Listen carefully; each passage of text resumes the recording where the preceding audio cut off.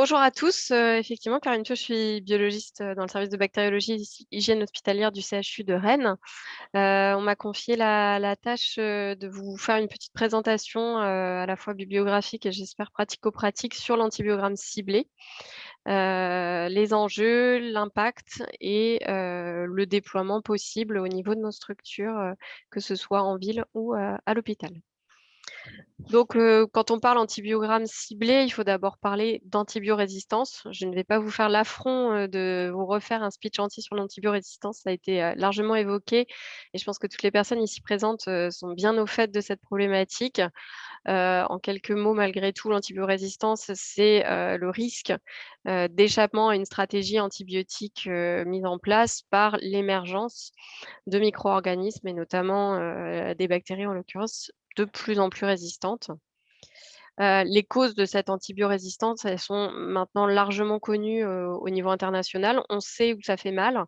On a parfois du mal à agir, que ce soit là encore sur la prescription, sur l'observance, mais aussi, et on le verra dans d'autres présentations, sur l'utilisation dans le monde vétérinaire des antibiotiques pour diverses raisons d'ailleurs. Et puis, un vrai rôle, même si le Covid a pu apprendre à certains les bonnes pratiques d'hygiène et ça a peut-être été salvateur dans certains cas. Il reste encore beaucoup de travail à faire sur la transmission de ces germes. Et la dernière partie, donc c'est un poster du CDC, met aussi en valeur le rôle du laboratoire dans ce contrôle de l'antibiorésistance. Et on va y revenir. Juste un petit point également sur le ton qui est donné à cette problématique. On se rappelle de la vieille campagne «Les antibiotiques, c'est pas automatique», que tout le monde connaît, puis un ton un petit peu plus virulent, mais toujours assez bienveillant. Les antibiotiques utilisés à tort, ils deviendront moins forts. Et là, on voit sur les dernières campagnes, le ton est donné. 2050, Chloé décédera des suites d'une infection urinaire. Donc c'est une vraie cause nationale. Les enjeux, on les a vus au début de présentation et internationale également et c'est ce qui va être l'objet de la présentation. Alors l'antibiogramme ciblé, qui est le but de la présentation, c'est quoi? Comment ça marche? Eh bien, le concept est assez simple, c'est, vous aider à faire plus avec moins, pour une fois, ça coûte pas plus cher, et ça peut rapporter gros. Donc la définition, elle nous a été, donnée par nos instances, notamment l'HAS, qui nous dit que l'antibiogramme ciblé consiste pour le laboratoire à rendre des résultats partiels, en épargnant le plus possible ce qu'on appelle les antibiotiques critiques. On reviendra juste après sur cette définition, avec cette petite phrase qui dit: «L'ensemble des résultats restera cependant disponible à votre demande». Donc ça, c'était la notification HAS au tout début de l'histoire de l'antibiogramme ciblé en France. Les antibiotiques critiques, pour ceux qui ne connaîtraient pas cette liste, eh bien, c'est une liste de molécules qui a été, associée à une plus grande probabilité de sélection de résistance chez les bactéries, avec notamment les céphalosporines et l'association, amoxicilline acide clavulanique et surtout, les fluoroquinolones qui sont vraiment les 3 molécules, dont l'épargne est bénéfique en termes d'écologie microbienne globale. Petit point juste sur la thémocyline, mais qui concerne finalement, un petit peu moins de patients. Cette problématique de criticité en lien avec, des problèmes de dose optimale devrait, se régler dans les mois à venir, avec des adaptations, notamment sur les interprétations au laboratoire. Et puis, donc ces antibiotiques critiques soit génèrent des résistances, soit sont utilisés en dernier recours, donc il faut les protéger à tout prix pour les avoir à disposition, en cas de bactéries multirésistantes, bien évidemment. Alors, petit point avant de faire de l'antibiogramme ciblé, il appartient aux microbiologistes, à mes chers collègues et aussi, aux médecins de comprendre que l'antibiotique, l'antibiogramme que l'on réalise, n'est pas automatique non plus. Tout simplement parce que alors ça, ce sont des recommandations, OMS également, mais le laboratoire, le microbiologiste peut se réserver le droit de ne pas faire d'antibiogramme quand il considère que l'espèce peut être un contaminant probable, qu'il a fait une analyse critique du dossier avec les paramètres qui lui sont confiés, de l'importance aussi de communiquer des renseignements cliniques en amont et en aval si besoin, et de se dire non, dans ce cas précis, nous on le fait très régulièrement au laboratoire, on ne va pas réaliser d'antibiogramme en première intention. Par contre, on reste tout à fait ouvert à la discussion et le dialogue clinico-biologique est crucial dans ce cas. Ce n'est pas une objection formelle, hein, c'est toujours ouvert à discussion, mais parfois, il y a des situations où clairement, on peut faire pire en rendant un antibiogramme plutôt que de ne pas le réaliser tout simplement. Donc, c'est la stratégie que le CDC appelle la stratégie du no reporting. On le verra à la fin de la présentation. Alors, pourquoi ce rationnel de l'antibiogramme ciblé? Il y a quand même quelques études qui supportent le projet. Alors, une diapo avant un petit peu provocante et volontairement provocante, c'est que quand on vous rend un antibiogramme, ça n'est bien évidemment pas un ordre de mission, une liste de courses, ni une ordonnance. Et pour les patients, ce n'est bien évidemment pas le synonyme d'une guérison à 100% avec un antibiotique identifié comme sensible. C'est juste une aide, ça n'est que ça, une aide à la prescription raisonnée des antibiotiques en accord avec les référentiels, en accord avec l'état clinique du patient, comme toujours, mais ça ne va pas aller plus loin, on ne va pas avoir des performances de 100% et ça n'existe pas ni en biologie ni en médecine, bien évidemment. Le concept même de l'antibiogramme ciblé a été fait un petit peu sur une observation un petit peu ancienne, de 97, l'équipe de Steffi, qui, un petit peu à leur insu, ont montré qu'en montrant le résultat de la rifampicine sur leurs antibiogrammes, eh bien, ils ont eu une explosion du nombre de prescriptions de cet antibiotique, avec toutes les conséquences que l'on connaît sur l'utilisation de la rifampicine en termes de sélection de résistance chez les grammes plus. Et l'effet inverse, quand on arrête de le rendre, eh bien, curieusement, la prescription retourne à son niveau de base. Donc, fort de ce constat, il y a eu un certain nombre d'études qui se sont intéressées à ce concept et je vais vous en présenter les principales études. Alors, cocorico, les études sont pas mal françaises, avec un groupe notamment sous l'impulsion de Claire Poultini qui a pas mal publié là-dessus. Il n'y a pas énormément de littérature malgré tout. Mais la première étude que j'ai rapportée, c'est celle de 2013, qui est une étude cas témoin en multicentrique sur Dijon-Nice et Saint-Étienne, colligée par le SAGE de Nice, qui a des biais, évidemment, même si elle est avec une méthodologie solide, mais qui est basée sur des cas cliniques virtuels, 4 cas cliniques virtuels, qui ont été soumis à des internes de médecine générale. Les cas cliniques sont les suivants. Une cystite avec un colis sauvage, une cystite avec un colis résistant à l'amoxicilline, une pyélonéphrite avec une résistance au quinolone de bas niveau et une prostatite avec un Escherichia coli, que de l'Escherichia coli partout. Et vous voyez donc en orange, c'est le groupe qui reçoit un antibiogramme ciblé, c'est-à-dire un antibiogramme avec les principales molécules d'intérêt, et l'autre groupe qui reçoit un antibiogramme complet avec toutes les bêta-lactamines, toutes les fluoroquinolones que l'on peut tester classiquement. Et vous voyez qu'il y a une différence significative de résultats pour les 4 groupes, en particulier en termes de réponse adéquate en lien avec les recommandations. Donc, vous me direz, on est sur du virtuel, on est sur des praticiens en formation. Est-ce qu'on ne peut pas aller un petit peu plus sur un terrain un petit peu plus connu? Alors, ça a été le cas toujours par la même équipe sur un autre site parce qu'elle a changé de crèmerie entre-temps.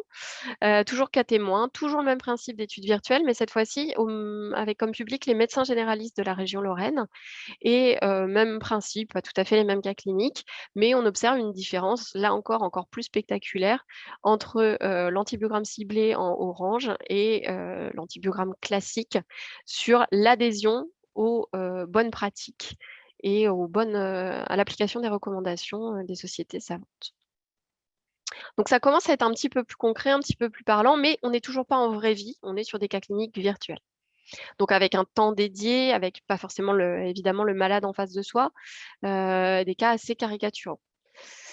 Alors, une autre étude, cette fois-ci rétrospective, donc avec des biais qui peuvent être ce qu'ils sont, sur une étude avant-après axée sur les infections urinaires masculines et qui ne rendait dans l'antibiogramme ciblé que Cefotax janta, amikacine, Bactrim et ofloxacine. Et cette fois-ci, que ce soit en avant ou en après, on a une meilleure conformité des antibiotiques après les réévaluations à 48 heures du début de l'infection et un traitement de sortie plus adapté également. Alors la question se pose, est-ce uniquement l'effet de l'antibiogramme ciblé ou bien le fait d'avoir ces antibiogrammes un petit peu différents sensibilise aux bonnes pratiques et permet de se reposer les questions. Donc là, on était en 2019, c'est une publication récente, une communication récente des JNI. Et une partie de la réponse va être apportée cette fois-ci par nos collègues et amis britanniques qui ont fait une étude prospective auprès de leur médecin généraliste avec une méthode un peu différente à réception de l'antibiogramme. Donc, le médecin généraliste prescrit son ECBU et quand il reçoit l'antibiogramme, il a un petit questionnaire à remplir.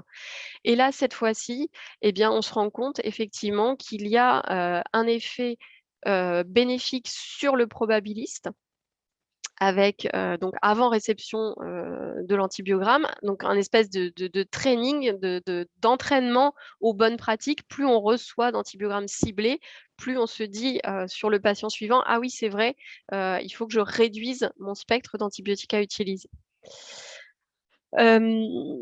Donc ça, c'était pour faire un petit peu la synthèse. Vous voyez que c'est rapide. J'ai pas oublié beaucoup de papiers, je pense. Malgré tout, il y a eu 2 revues qui ont été publiées quasiment coup sur coup sur ce sujet.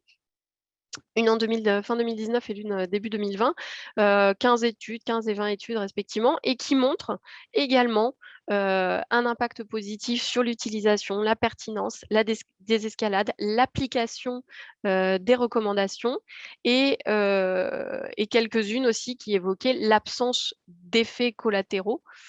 Malgré tout, l'étude de 2020 concluait avec la nécessité d'avoir plus d'études sur la faisabilité, l'implémentation dans les laboratoires et l'impact médico-économique, même si ce n'est pas le cœur du problème, ça reste quand même un élément à prendre en compte. Donc, malgré tout, vous allez pouvoir me dire, c'est bien gentil tout ça pour les urines, c'est déjà pas mal, ça marche bien. Est-ce que ça ne marcherait pas un peu pour le reste également? Et là, cette fois-ci, on a une étude qui a été faite aux États-Unis, qui s'est intéressée aux bactériémies avec un rendu un petit peu différent de l'antibiogramme ciblé, ce qui est intitulé un rendu en cascade. C'est-à-dire qu'en fonction du phénotype de résistance, les molécules sont rendues. On passe un peu à la porte suivante. Si la première porte est fermée, eh bien, on ouvre la seconde porte. Et donc, cette étude a montré aussi un impact très positif de l'antibiogramme ciblé, y compris dans les bactériémies, avec une désescalade antibiotique dans près de 70% post-rendu ciblé versus 48. Donc là aussi, on est sur l'impact de la désescalade. Sur le probabiliste, il n'y avait pas d'impact.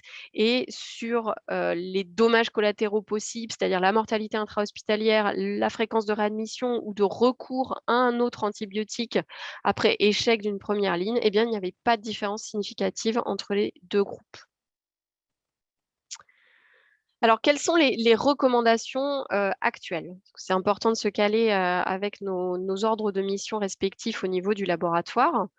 Le consensus est extrêmement difficile. On a des sociétés savantes, communes, européennes, avec des applications pays par pays. Malgré tout, l'implémentation de cet antibiogramme ciblé reste très hétérogène selon les pays. On n'est pas forcément dans les bons élèves dans le sens où l'antibiogramme ciblé ne fait pas du tout partie des pratiques habituelles des laboratoires en France, à l'inverse de certains pays, notamment des pays nordiques. Donc ce constat nous incite malgré tout à se poser des questions à l'échelle locale franco-française et en reprenant les documents de 2016, donc le premier document vraiment de terrain dans les 13 mesures pour maîtriser l'antibiorésistance, eh bien, on avait quand même l'évocation de développer des nouveaux indicateurs, développer des nouveaux outils et essayer d'innover. Donc, cette démarche d'antibiogramme ciblé, malgré tout, elle fait suite à cette démarche nationale. et elle a été concrétisée en 2017 dans la version du CASFM, donc le référentiel des laboratoires pour l'interprétation des résistances. Et je vous ai remis à côté donc la dernière version de ce CSFM, la 2021 V2, qui nous indique que les antibiogrammes ciblés, alors on reprend les textes officiels, mais doivent permettre des prescriptions davantage conformes et de favoriser, ou en tout cas de défavoriser la prescription des antibiotiques critiques, ainsi que d'optimiser la réévaluation. Donc cette conclusion et cette injonction, puisque ce document nous est opposable au laboratoire, nous incite fortement à se poser la question de la mise en place. Et on va voir que ce n'est pas si simple malgré tout. Et vous voyez qu'ici, si c'était si simple, cette étude n'aurait pas lieu d'être, mais il y a à l'heure actuelle la nécessité d'avoir des recommandations très claires et une labellisation, donc c'est ce qui est proposé par l'HAS, pour que tous les laboratoires soient harmonisés et qu'on permette aux laboratoires de s'harmoniser, notamment que les fournisseurs de logiciels de laboratoire se soient tous mis au pas et calés sur cette nécessité impérieuse d'appliquer les antibiogrammes ciblés au laboratoire. Juste pour un petit coup d'œil chez nos collègues qui sont sûrement plus avancés, je vous ai mis les recommandations des Australiens qui, eux, ont un tableau un tout petit peu plus complexe que le nôtre, mais ils ont fait ce travail pour les urines et ils ont fait également ce travail d'antibiogramme ciblé pour les hémocultures, donc les patients bactériémiques et les patients atteints de méningite bactérienne. Donc, vous voyez que ce travail-là est en marche un petit peu partout. C'est vraiment des recommandations qui sont solides et elles sont soutenues au niveau international par l'OMS qui préconise, donc vous voyez, c'est un petit papier de 2020, 3 types de rendu de résultats d'antibiogramme au laboratoire. L'antibiogramme ciblé, l'antibiogramme en cascade, donc c'est les deux alternatives que je vous ai proposées. Et dans leur explication de texte, eh bien, ils insistent sur tout ce que je vous ai déjà dit. Donc, on est sur des recommandations maintenant internationales. Donc, il est vraiment temps de marquer le pas et que tout le monde au niveau international commence à vraiment aller vers l'antibiogramme ciblé ou en cascade, peu importe, mais que ça devienne le gold standard et non plus un antibiogramme complet. Yes, you can. Eh ben, on va essayer de voir ça ensemble pour cette dernière partie. En pratique, comment on fait? On sait que ça marche. J'espère vous avoir convaincu. On nous recommande vivement de le faire, mais en pratique, comment on fait? Et vous verrez qu'on n'est pas, moi non plus, au laboratoire, figure d'exemple, parce qu'il y a un certain nombre de freins à cette mise en place. Alors, je me suis intéressée à 3 papiers qui étaient intéressants, qui se sont non pas occupés de savoir ce que c'était qu'un antibiogramme ciblé, qui n'ont pas refait la roue en se disant est-ce que ça marche ou pas. Ils sont partis du principe que ça marchait et ils se sont dit on va essayer de voir comment on l'implémente. Donc, il y avait 2 papiers un petit peu plus anciens, 2014-2015, qui disaient qu'il n'y avait aucune charge de travail supplémentaire pour les ECPU, un petit peu plus de coups de fil, mais rien de très grave.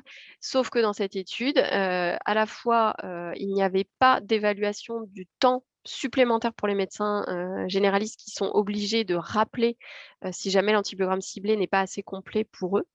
Et finalement, ne se restreignait qu'au côté laboratoire. Donc, côté laboratoire, ça avait l'air tout rose pour ces 2 papiers-là. Et en 2017, toujours l'équipe de Claire Puccini fait cette fois-ci un constat beaucoup plus pragmatique en mettant en avant les freins à l'implémentation et notamment l'absence de recommandations. Donc, on voit que l'HAS, là, en 2020, a mis ce chantier comme prioritaire et les deadlines commencent à s'approcher pour avoir des recommandations de pratiques fortes. La mise en difficulté en vraie vie, c'est-à-dire pas des cas cliniques virtuels, mais des vrais dossiers patients avec des vrais patients. Le manque de connaissance des référentiels, on en a touché quelques mots sur la présentation précédente. Il y a beaucoup de recommandations, il y a beaucoup de choses à connaître. Il n'y a souvent pas assez de temps pour se mettre à jour. Et ça va avec le problème de communication entre les professionnels de santé, d'avoir des outils faciles, pratiques, le recours au mail plutôt qu'au téléphone, des outils sécurisés, bien évidemment, de contact entre le laboratoire et le médecin prescripteur. Et côté laboratoire, un problème de ressources humaines et d'outils informatiques adaptés. Je sais qu'il y a des biologistes dans l'assistance, je pense qu'ils seront tout à fait au fait que nous aurons des difficultés, nous avons des difficultés à mettre ces outils-là en place. Ça ne se fait pas tout seul et il nous faut de l'aide de nos sociétés prestataires sur cette partie-là. Donc, en pratique, l'antibiogramme ciblé, pour ceux qui en ont déjà eu connaissance, eh bien, ça consiste tout simplement à partir d'un phénotype de résistance, donc une interprétation de nos résistances, de rendre de façon graduée les antibiotiques qui seront intéressants à tester. Donc, premier cas, situation classique, cystite de la femme jeune. En cas de colis entérobactérie, donc préférentiellement Escherichia coli malgré tout sensible, eh bien, vous voyez que notre reine amoxicilline arrive dans le palmarès avec des traitements, là encore classiques, la phosphomycine, le mésilinam, les furanes avec tous les problèmes que ça peut poser, et Bactrim et trimethoprim seul, même si pour l'instant la commercialisation est un petit peu en dents de scie. Et vous voyez que plus la bactérie devient résistante, voire productrice de BLSE, plus la liste disponible pour le prescripteur s'allonge. Et un petit point que je tiens à souligner également, et je pense que c'est aussi le nerf de la guerre, il n'y a pas que l'antibiogramme ciblé, il y a l'interprétation biologique faite en fonction du dossier. Alors c'est chronophage pour le laboratoire, ça j'en suis bien consciente, notamment quand on n'a pas beaucoup de renseignements cliniques.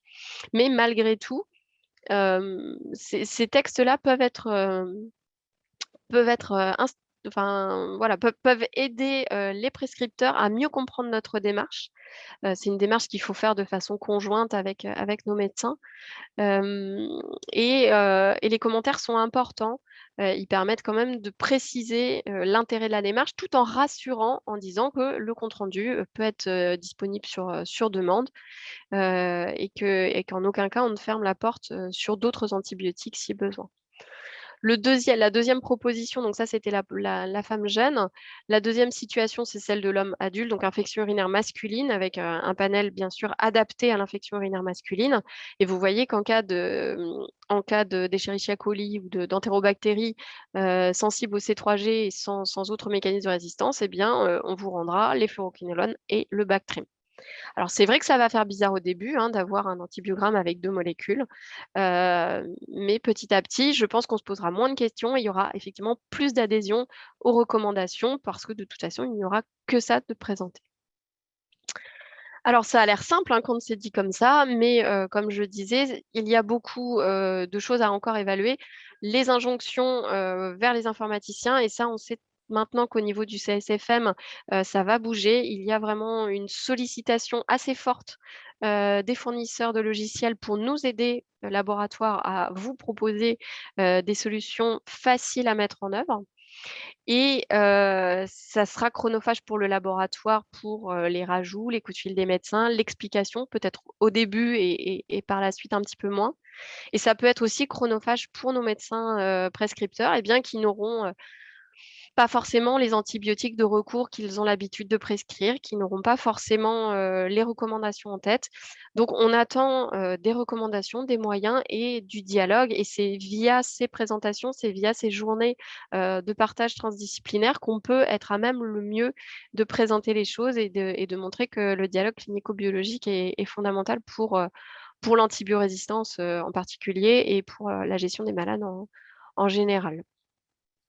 Alors, le Yaka Faucon, c'est vrai que c'est toujours facile à faire. Au CHU de Rennes, on est en cours d'implémentation. On a déjà, nous, un antibiogramme qui est restreint pour les ECBU à peu de molécules, les molécules qui sont actives sur l'urinaire, qu'on complète systématiquement en cas de BLSE.